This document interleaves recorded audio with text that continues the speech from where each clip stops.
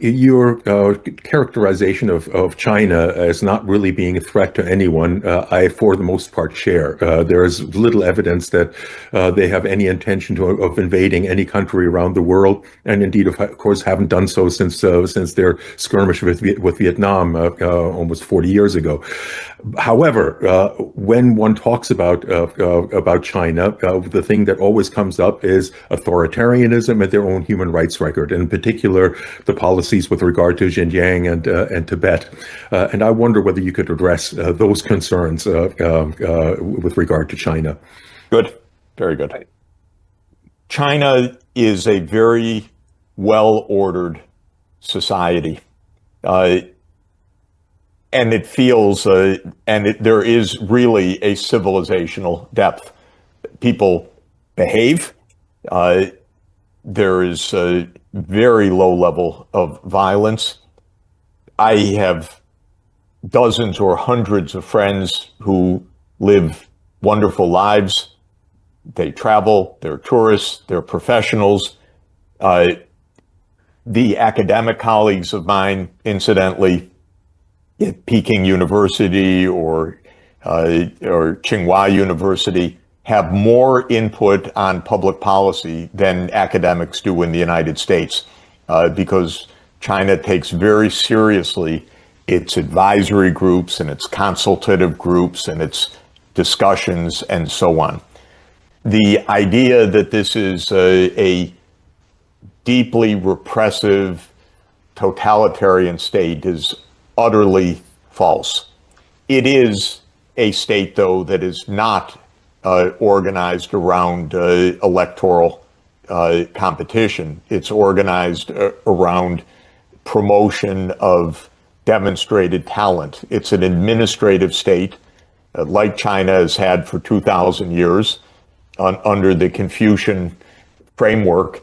And what impresses me is the talent of the counterparts that I see, and the basic organization of the Chinese system, both in the party and in the state apparatus, is that you start out at a local level, and if you do well, you get promoted to a larger place, and if you do well, you get promoted to a larger place, and if you do well, you get promoted to Beijing, and if you do well, et cetera, et cetera.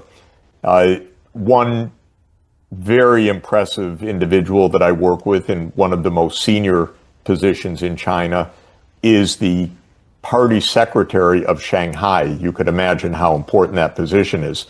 What is his background? He was a star PhD engineer at Tsinghua University. Then he became dean of Tsinghua. Then he became president of Tsinghua University. Then he became minister of environment at the federal level. Then he became party secretary of Shanghai. At each step, he performed. Because he performed, he was promoted. And this is an enormously talented group of people. I did a quick analysis, by the way.